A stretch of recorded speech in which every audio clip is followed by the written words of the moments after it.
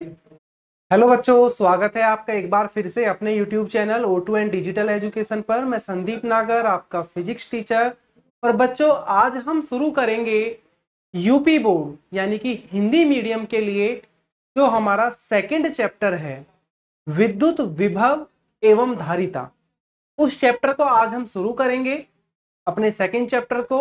और हम इसमें सीखेंगे विद्युत विभव के बारे में, हम सीखेंगे विद्युत विभवांतर के बारे में हम सीखेंगे। तो ये सारी चीजें, एकांक बिंदु आवेश के लिए विभव की वैल्यू क्या होती है, इन सब चीजों के बारे में आज हम अपनी इस वीडियो में सीखेंगे बच्चों। तो चलते हैं अपनी नेक्स्ट चैप्टर की तरफ।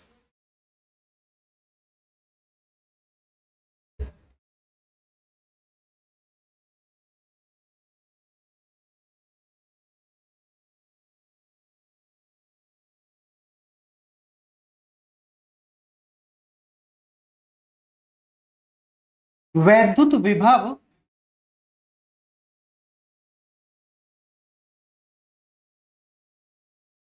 एवं धारिता,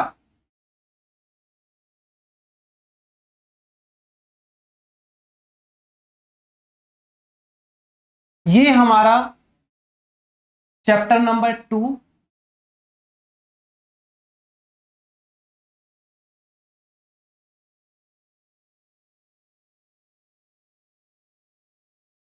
ये है बच्चों हमारा चैप्टर नंबर 2, वैद्युत विभव एवं धारिता। तो यहां सबसे पहले बच्चों हम सीखेंगे कि ये वैद्युत विभव क्या है। यहां हम सबसे पहले इस वैद्युत विभव के बारे में आज जानकारी लेंगे, इसके बारे में हम थोड़ा सीखेंगे कि क्या है वैद्युत विभव।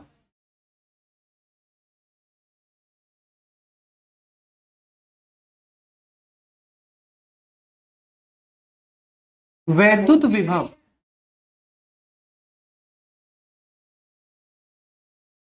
बच्चों, अगर हम वैद्युत विभव की बात करें कि वैद्युत विभव क्या है, अभी आपने फर्स्ट चैप्टर में सीखा होगा कि हमारा एक जो सोर्स चार्ज यानी कि हमारा जो मूल आवेश होता है पॉजिटिव क्यू, कि अगर हमारा कोई एक धन आवेश,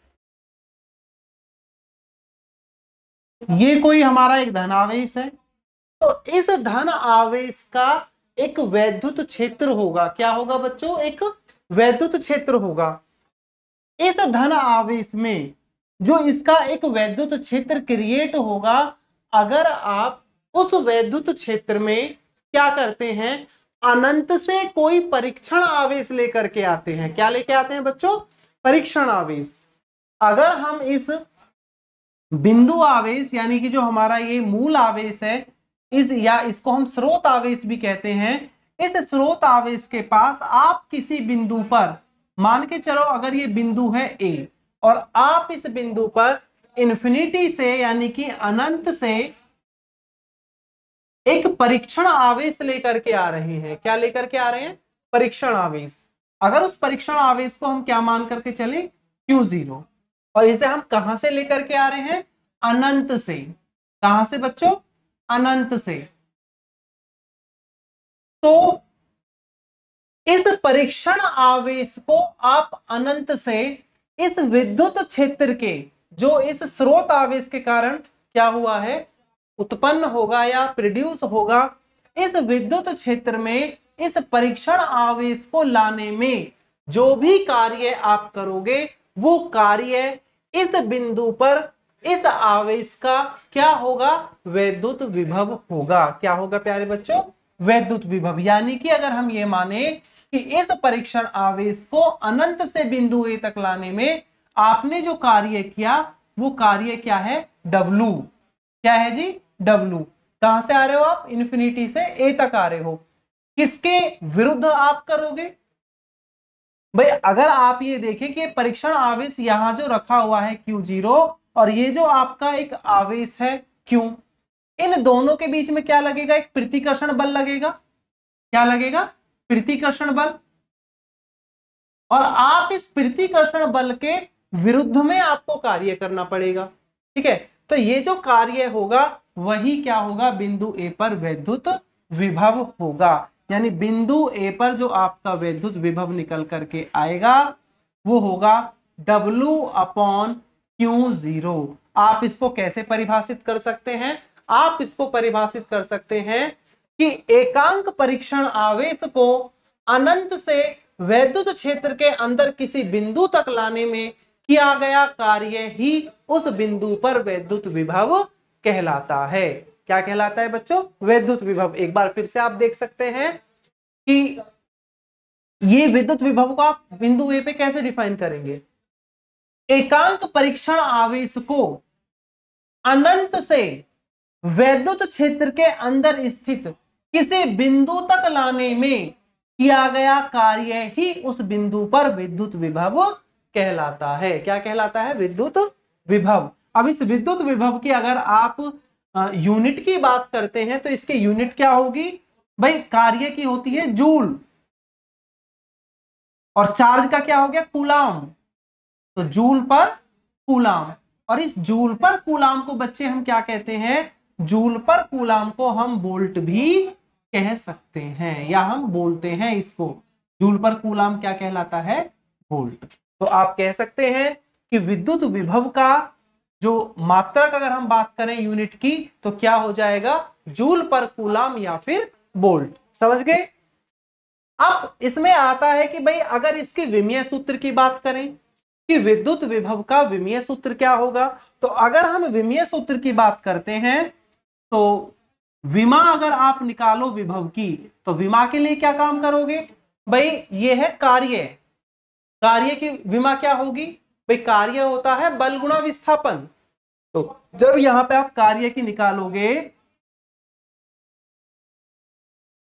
ML2T-2, ये आ गया आपका कार्य की विमा। कूलाम की विमा क्या होती है? AT। अब जब आप इसे अगर हम सही करके लिखें तो ये क्या हो जाएगा? ML2, T की पावर यहां +1 है, ऊपर जाएगी तो -1 हो जाएगी, T की पावर -3 हो जाएगा, और A-1। ये आ गया आपका विमीय सूत्र। क्या आ गया बच्चों? विमीय सूत्र आपका निकल करके आ गया। ठीक है, तो वैद्युत विभव आपका क्लियर। अब इसी में अगर हम ये कहें कि वैद्युत विभवांतर क्या होता है या फिर विद्युत विभवांतर, ठीक है, तो नेक्स्ट आता है इसमें विद्युत विभवांतर। अब अगर हम विद्युत विभवांतर की बात करें, विद्युत विभवांतर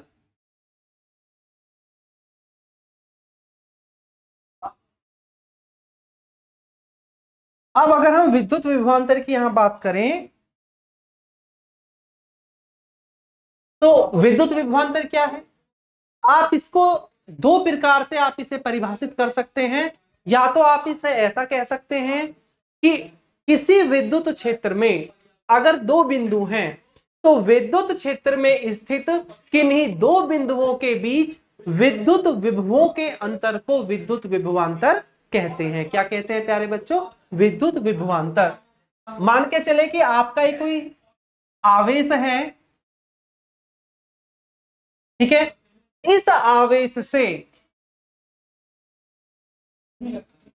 यहां पे अगर ये कोई बिंदु हम ये मान करके चल रहे हैं ए है, ये है हमारा बी, ठीक है। अब जो परीक्षण आवेश है जिसको हम इन्फिनिटी से लेकर के आ रहे हैं, अगर बिंदु बी पर वो विभव क्या होगा? वीबी। ए पर विभव क्या होगा? वीए। क्या होगा जी? वीए। तो हमें निकालना है विद्युत विभवांतर। क्या निकालना है? विद्युत विभवांतर।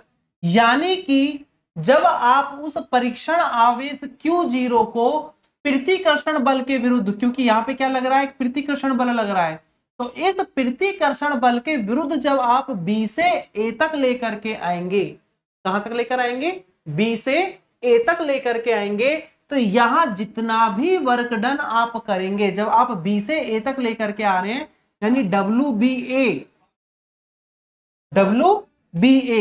ये जो वर्क डन आपने किया, ये जो कार्य बच्चों आपने किया, इस कार्य, यह कार्य ही क्या होगा? विद्युत विभवांतर कहलाएगा। तो यहां अगर हम विद्युत विभवांतर की बात करते हैं, डेल्टा वी ए बी यानी कि VB माइनस VA, तो इसे आप सिंपली ये भी लिख सकते हैं कि आपका जो वर्क डन है इसे डेल्टा W मान लीजिए, क्योंकि आप एक स्मॉल वर्क डन करेंगे अपॉन Q0। ठीक है, अब मात्रक इसका वो ही रहेगा, मात्रक चेंज नहीं होगा, मात्रक इसका क्या रहेगा, जूल पर कूलाम ही रहेगा। क्या रहेगा बच्चों इसका मात्रक, जूल पर कूलाम, जिसको आप क्या कह सकते हैं, वोल्ट। अगर आप देखें यानी कि वोल्ट, ये आ गया जी आपका। तो इसे अगर आप परिभाषित करें किसी परीक्षण आवेश को, या फिर आप ये कहें कि एकांक परीक्षण आवेश को किसी विद्युत क्षेत्र में एक बिंदु से दूसरे बिंदु तक लाने में किया गया कार्य, उन दो बिंदुओं के बीच विद्युत विभवांतर कहलाता है। क्या कहलाता है बच्चों, विद्युत विभवांतर। विमा इसकी वही रहेगी जो कि विद्युत विभव की है। ठीक है, या बिल्कुल सिंपली आप कह सकते हैं कि वैद्युत क्षेत्र में किन्हीं भी दो बिंदुओं के बीच जो विभवों का अंतर है वो आपका क्या है, विद्युत विभवांतर है। इसी में बच्चों आप यहां साथ ही साथ अगर आपसे कहे कि भाई 1 वोल्ट को परिभाषित करो कि भाई 1 वोल्ट क्या होता है, अगर हम बात करें 1 वोल्ट,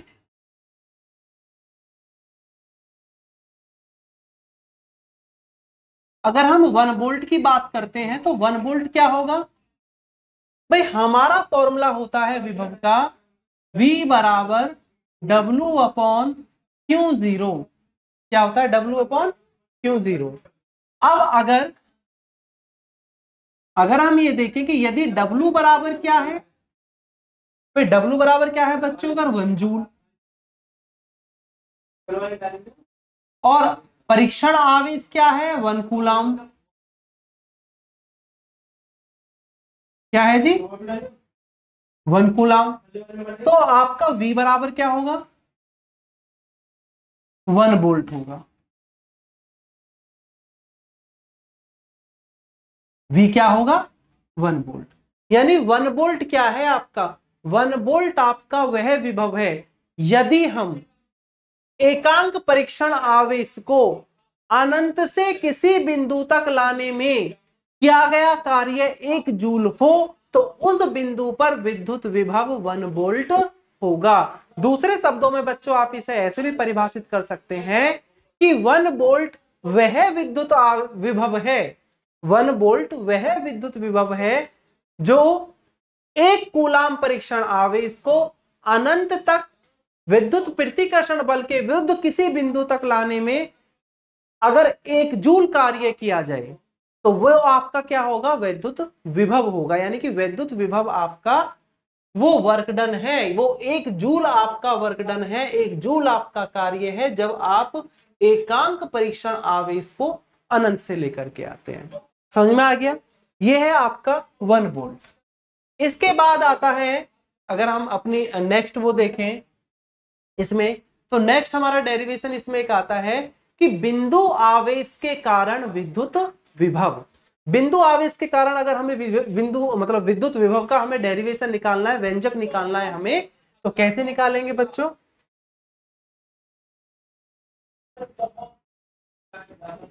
बिंदु आवेश के कारण, बिंदु आवेश के कारण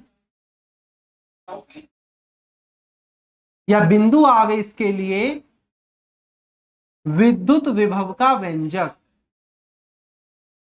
विद्युत विभव का व्यंजक।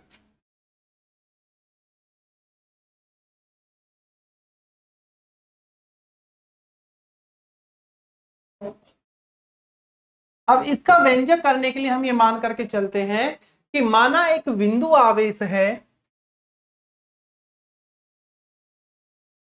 प्लस ये धन Q आवेश, इस बिंदु आवेश से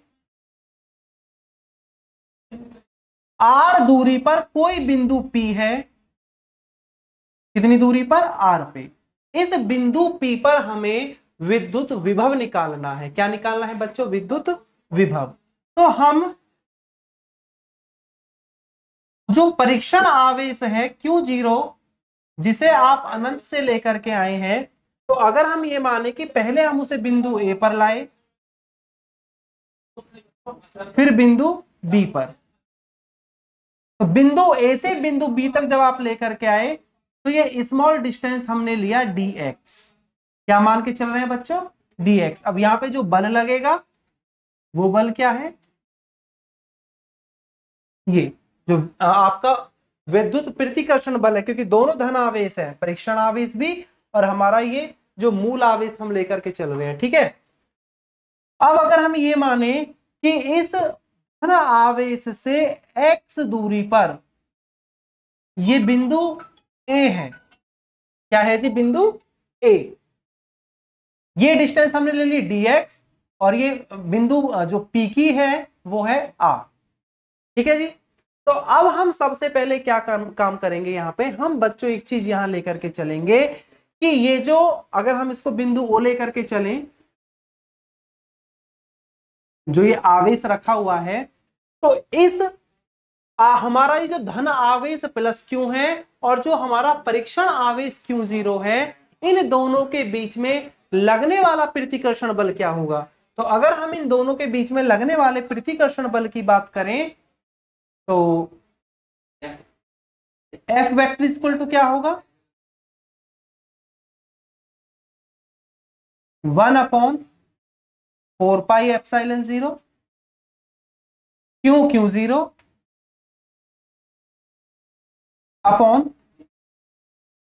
x²। ठीक है। क्या आ गया? F vector is equal to 1/4πε0 Q0 upon x²। यही तो बल होगा। ठीक है। और यहां पे जो इनका यूनिट वेक्टर, इसकी जो दिशा होगी किधर की तरफ होगी? O से इन्फिनिटी की ओर, यानी बाहर की ओर, आउटवर्ड होगी इसकी डायरेक्शन जो है ना। तो ये आ गया हमारा बल, निकल करके आ गया। ठीक है।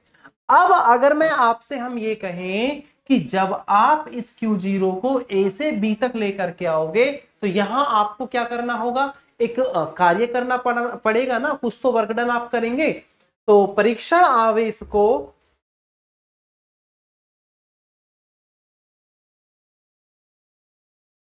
परीक्षण आवेश को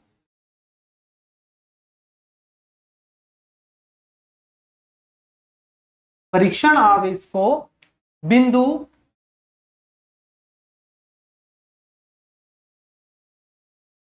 A से B तक लाने में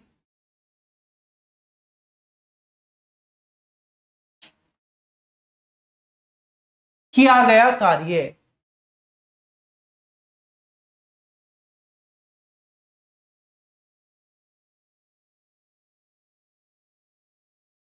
जो हम किया गया कार्य निकालेंगे, तो हमारे यहां कार्य भी क्या होगा?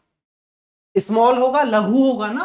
तो हम इसे लेंगे dw is equal to F vector dot dx vector. समझ गए बच्चों?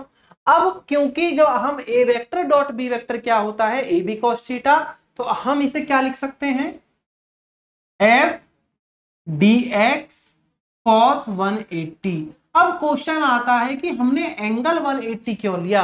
तो प्यारे बच्चों देखो, क्योंकि हमारा जो फोर्स है वो आउटवर्ड है, इंफिनिटी की तरफ है, अगर आप पीछे डायग्राम में देखेंगे, और डिस्प्लेसमेंट है हमारा इधर की तरफ, यानी दोनों के बीच का एंगल कितना हुआ? 180 डिग्री। तो cos 180 की वैल्यू क्या होगा? -1। तो -F dx। ये आ गया हमारा लघु अवयव के लिए किया गया कार्य। कि आप जब इसे परीक्षण आवेश को A से B तक लेकर के आते हैं तो कार्य। अब क्योंकि हमें तो विभव निकालना है बिंदु P पर, तो आवेश को हमें अनंत से कहां लाना होगा? बिंदु P तक। तो अतः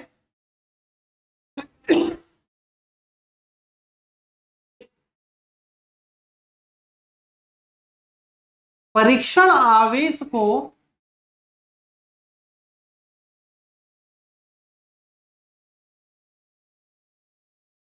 अनंत से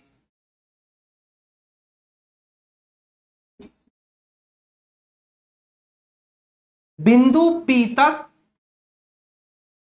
लाने में किया गया कार्य।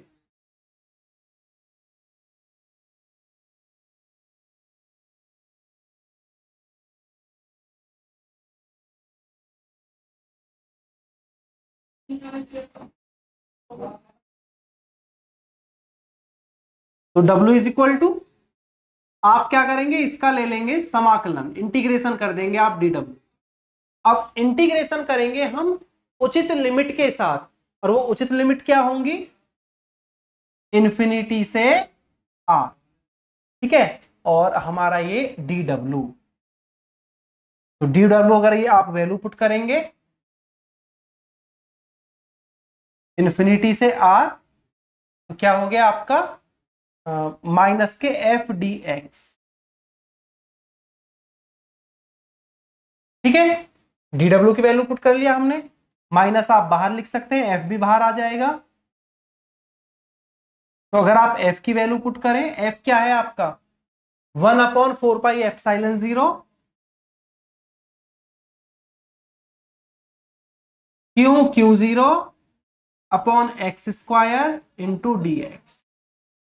जो कांस्टेंट चीज है वो बाहर आ जाएंगी, तो माइनस के 1/4πε0 q0 और इंटीग्रेशन इन्फिनिटी से लेके r।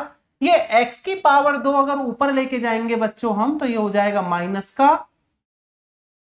अब क्योंकि हमने समाकलन का, मैथमेटिक्स वाले बच्चे तो समझ जाएंगे, तो बच्चों जिनके पास बायोलॉजी है वो थोड़ा एक देखें कि यहां एक फॉर्मूला लगेगा कि इंटीग्रेशन x की पावर n dx का फॉर्मूला क्या होता है, x की पावर n+1 अपॉन n+1, ठीक है। तो यही फॉर्मूला हम यहां पे अप्लाई करेंगे। तो जब ये फॉर्मूला आप अप्लाई करोगे तो W is equal to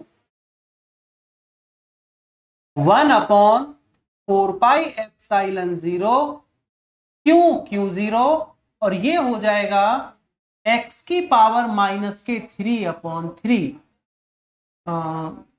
sorry 1 आएगा इसमें, क्योंकि हम जब उसे सॉल्व करेंगे तो x की पावर -1/-1 और लिमिट लग जाएगा इन्फिनिटी से r। क्योंकि फॉर्मूला हमने जो देखा है अभी पीछे, हमने फॉर्मूला देखा था कि अगर इंटीग्रेशन x की पावर n dx है तो क्या होता है, x की पावर n+1 अपॉन n+1। अब हमारे लिए यहां पे क्या है, n की वैल्यू है -2, तो क्या होगा, x की पावर -2+1 अपॉन -2+1। तो आप इसे क्या लिख सकते हो, x की पावर -1 अपॉन -1, यानी कि -1/x भी आप इसको लिख सकते हैं, क्योंकि x की पावर -1 जब नीचे आएगा तो वो माइनस की जो घात है नीचे आने पर प्लस की बन जाएगी। तो लिखें अब, तो W क्या हो गया 1/4πε0, और माइनस साइन यहां ऑलरेडी पीछे से आ ही रहा है, q0, और ये -1 अगर हम बाहर लेके आएंगे तो माइनस माइनस क्या हो जाएगा, ये माइनस और ये माइनस प्लस, और ये 1/x अनंत से r। तो W is equal to 1/4πε0 q0, limit put करेंगे, एक बार x की जगह r आ गया और एक बार आ गया इन्फिनिटी। तो W is equal to 1/4πε0 q0 upon r। अब हमें तो विभव निकालना है, अतः बिंदु P पर विभव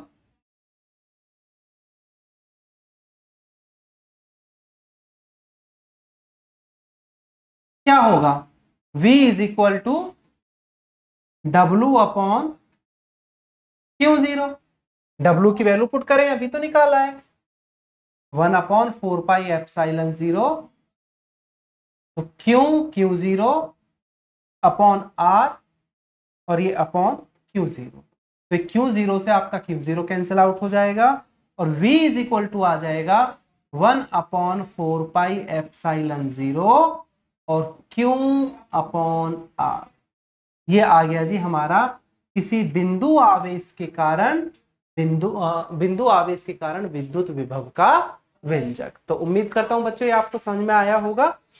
इसके बाद हमारा यहाँ जो नेक्स्ट टॉपिक है बच्चों, बिंदु आवेश के कारण जब हम विद्युत विभव निकाल लेंगे तो जैसा कि हमने फर्स्ट चैप्टर में वैद्युत द्विध्रुव के कारण अक्षीय और निरक्षीय स्थिति में विद्युत विभव का व्यंजक हमने निकाला था, ऐसे ही यहां पे क्या होगा, अक्षीय और निरक्षीय स्थिति में हम वैद्युत विभव का व्यंजक निकालेंगे। किसका निकालेंगे? वैद्युत विभव का। तो कैसे?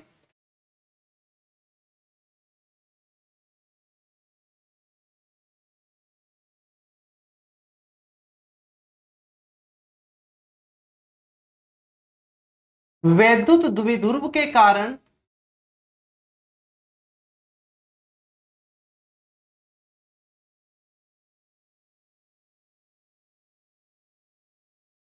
अक्षीय स्थिति में विभव का व्यंजक।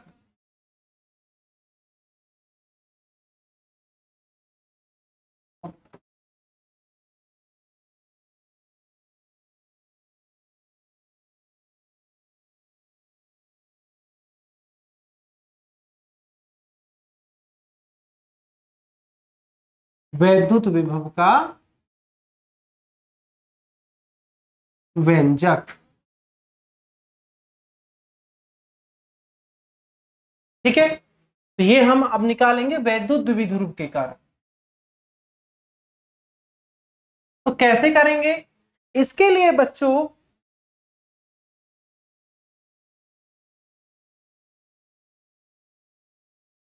हमने यहां मान करके चला कि माना ए बी कोई वैद्युत द्विध्रुव है। क्या मान के चले हमने कि ये कोई वैद्युत द्विध्रुव है ए बी। अब वैद्युत द्विध्रुव में क्या होता है, दो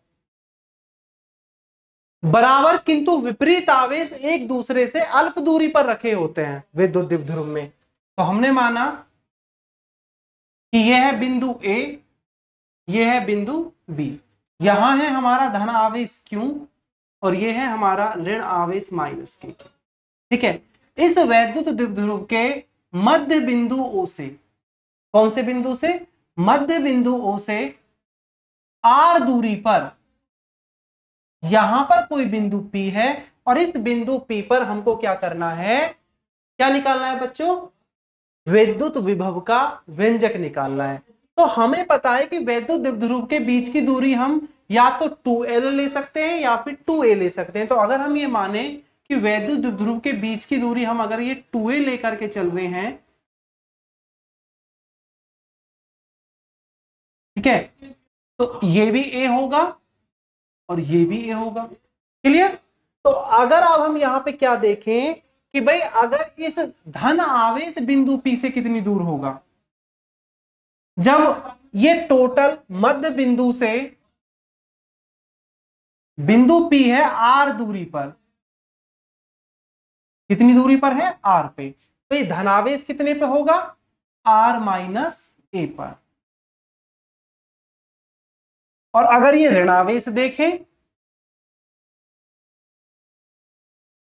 तो R + A, ये है बच्चों।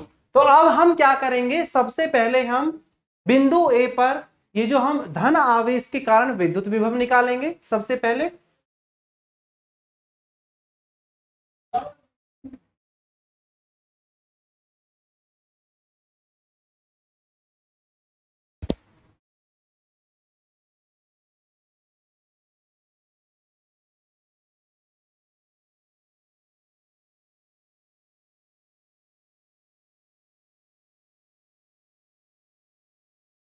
बिंदु P पर विभव,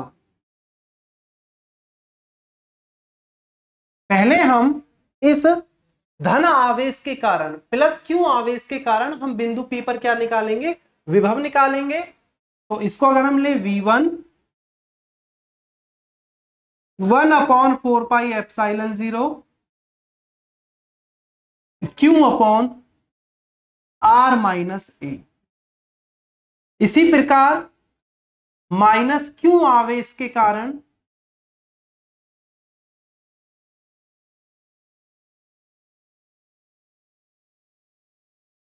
बिंदु P पर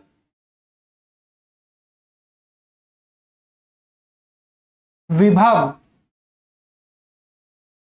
यानी कि V2 क्या होगा, 1/4πε0 माइनस क्यू और R+A। तो अतः बिंदु P पर परिणामी विभव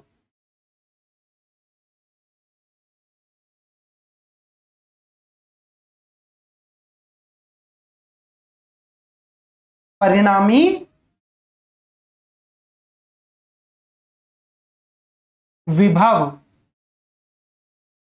जब आप परिणामी विभव निकालेंगे तो V बराबर क्या होगा, V1 प्लस V2। आप जब ये वैल्यू पुट करेंगे तो V इज इक्वल टू, देखो इनमें कॉमन क्या आ रहा है बच्चों, अगर आप देखें 1/4πε0 और Q, ये क्या आ रहा है, कॉमन आ रहा है। तो 1/4πε0 और Q हमने कॉमन ले लिया, तो क्या बचेगा, 1/, यहां से बचेगा R-A।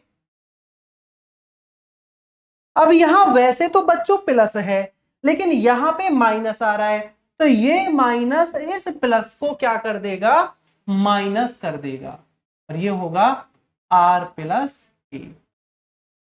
अब इनका क्या कर लीजिए, एलसीएम ले लीजिए। तो 1/4πε0 क्यों, जब आप एलसीएम लेंगे R-A R+A, तो R-A से R-A कैंसिल आउट, और यहां क्या आएगा, R+A माइनस ये R+A से R+A खत्म, और ये R-A की जब मल्टीप्लाई -1 में होगी तो -R और माइनस माइनस प्लस, ये R से R कैंसिल आउट, क्योंकि प्लस माइनस का है। तो 1/4πε0 क्यों, A+A क्या हो गया, 2A, और इसको हम क्या लिख सकते हैं, ये दो वर्गों का अंतर है, R² माइनस A²। ठीक है, अब यदि A की वैल्यू बहुत कम है R की कंपेयर में, तब A² क्या होगा, लगभग 0 के बराबर हो जाएगा बच्चों, प्रॉपर 0 ना हो करके अप्रोक्सीमेट में क्या होगा, 0 हो जाएगा। ठीक है, तो A² आपका लगभग 0 के इक्वल हो जाएगा। और हमें एक चीज और पता है कि भाई वैद्युत द्विध्रुव आघूर्ण से, वैद्युत द्विध्रुव आघूर्ण क्या होता है, Q × 2A बराबर होता है P के। तो अतः आपका जो V आएगा 1/4πε0, और Q × 2A की जगह आप क्या लिख लेंगे, P, और अपॉन R²।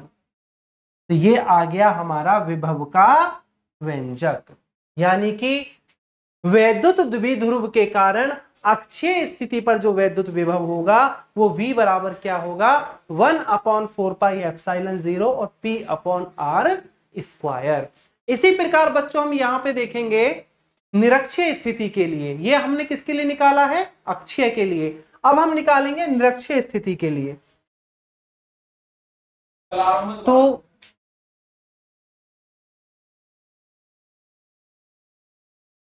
वैद्युत द्विध्रुव के कारण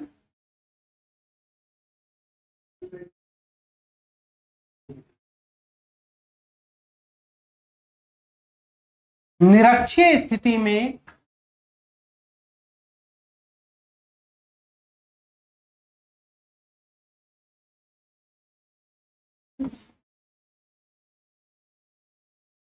विद्युत विभव का व्यंजक,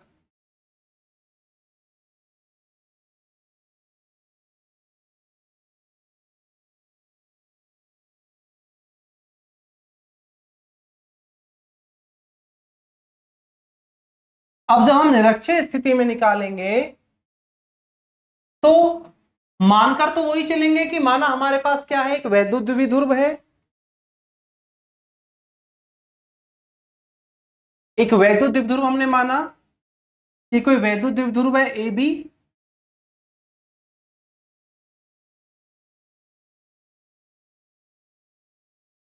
इस पे धनावेश क्यों, ये ऋण आवेश माइनस क्यों, ये मध्य बिंदु है ओ। द्विध्रुव की दोनों आवेशों के बीच की अल्प दूरी क्या है 2a, तो फिर ये कितना बचेगा a और ये भी कितना होगा a। हमने माना कि इस वैद्युत द्विध्रुव के मध्य बिंदु से r दूरी पर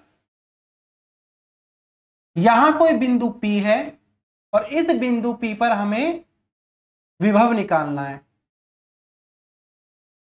क्या करना है, विभव निकालना है, ठीक है। तो आप ये देखो बच्चों कि जब ये मध्य बिंदु से परपेंडिकुलर है 90 डिग्री, तो अगर मैं आपसे ये कहूं कि ये आधार हो गया, ये लंब हो गया, तो कर्ण क्या होगा, under root R square plus A square, यही तो होगा, ठीक है। तो अब अगर हम यहां पर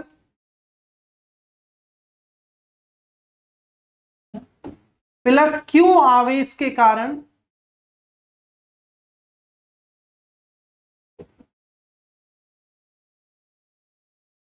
विभव अगर निकालें, V1 इज इक्वल टू 1/4πε0 और Q upon under root R square plus A square. अब माइनस क्यू आवेश के कारण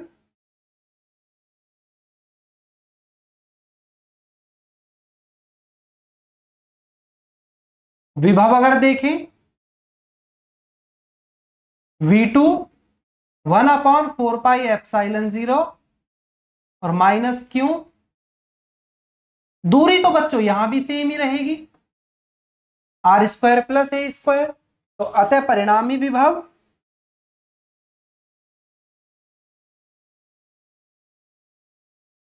बिंदु P पर परिणामी विभव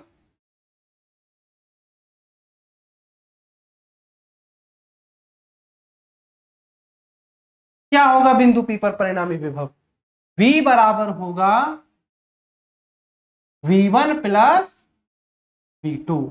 आप एक काम करें, कॉमन ले लें, या अगर वैल्यू पुट करें तो V1 की है 1/4πε0 क्यों अपॉन अंडर रूट में R square plus A square. जब आप ये V2 की वैल्यू पुट करोगे तो माइनस इस प्लस को क्या कर देगा, माइनस,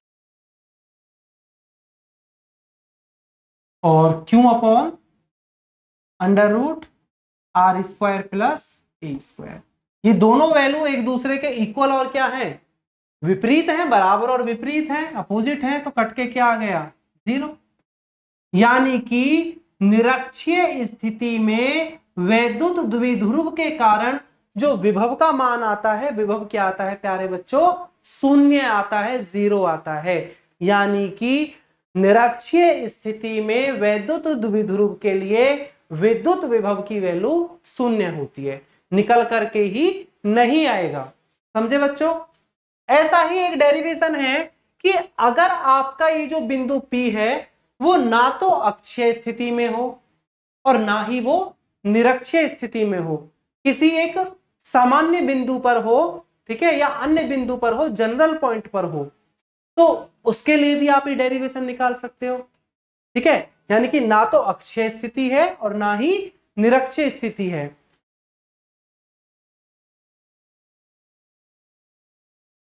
तो उसके लिए कैसे करेंगे,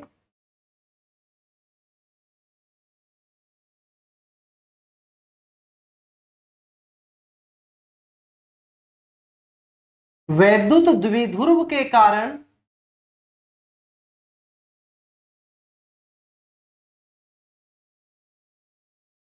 सामान्य बिंदु पर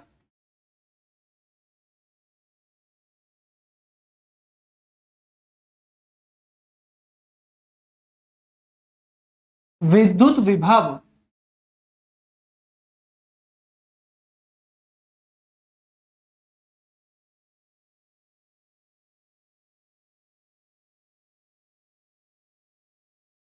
हमने माना कि हमारे पास क्या है, एक वैद्युत द्विध्रुव है,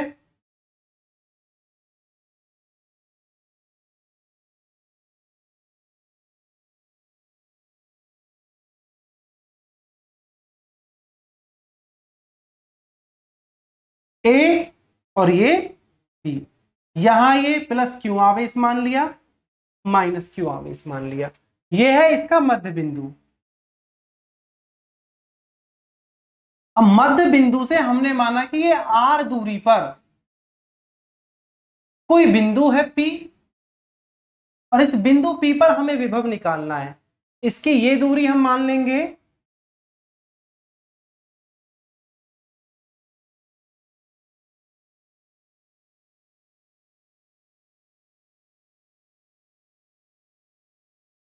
R1 वेक्टर,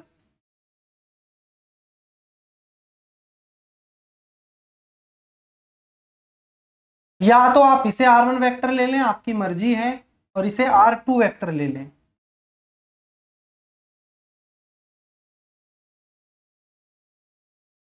ठीक है, वैसे हम क्या काम करेंगे, हम इसको ही R1 वेक्टर लिए लेते हैं, और ये R2 वेक्टर। तो अब अगर आप यहां से एक परपेंडिकुलर ड्रॉ करते हैं, ये अगर ये एंगल क्या है, आप थीटा लेकर के चल रहे हैं, ये 90 डिग्री, इसको बिंदु सी अगर हम ले लें, ठीक है, तो ये इतनी डिस्टेंस क्या होगी बच्चों, R1 minus R2, R1 minus R2। तो अब अगर हम प्लस क्यू आवेश के कारण बिंदु P पर अगर विभव निकालते हैं,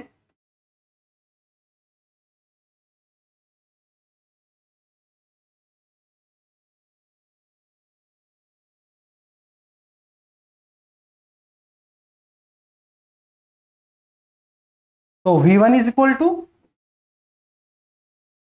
1/4πε0 और Q अपॉन R2। ठीक है, अब अगर माइनस के लिए आवेश के कारण विभव निकालते हो,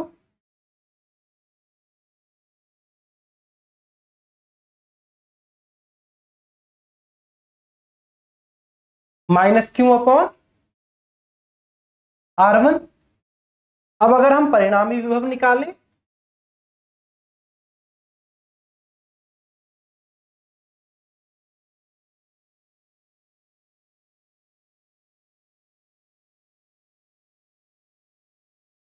तो V बराबर V1 प्लस V2, यहां पे जो कॉमन आ रहा है 1/4πε0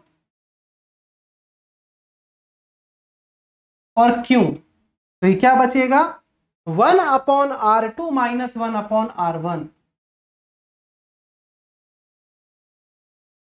अगर हम यहां से एलसीएम लें, तो ये आएगा R1 R2 और R1 minus R2।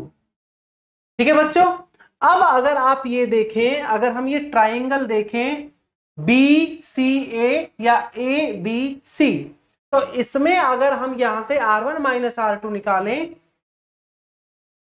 Cos theta क्या होगा, आधार बटेकरण, आधार क्या है R1 माइनस R2, और करण क्या है ये 2A। तो यहां से अगर R1 माइनस R2 की वैल्यू निकालें, तो क्या हो गया बच्चों, 2A कॉस थीटा। क्या आ गया, 2A कॉस थीटा। और गुणोत्तर श्रेणी के सूत्र से हमें पता है कि जो R1 R2 है, यहां अगर आप देखें R1 माइनस R2 की तो वैल्यू यहां से क्या आ गई, 2A कॉस थीटा, और R1 R2 इक्विवेलेंट होगा R स्क्वायर के। तो तब V इज इक्वल टू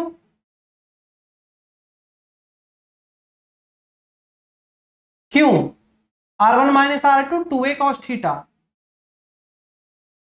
और अपॉन R स्क्वायर। तो Q मल्टीप्लाई 2a क्या होता है P, तो V equal to 1 upon 4 pi epsilon 0 और ये आ गया P cos theta upon R square.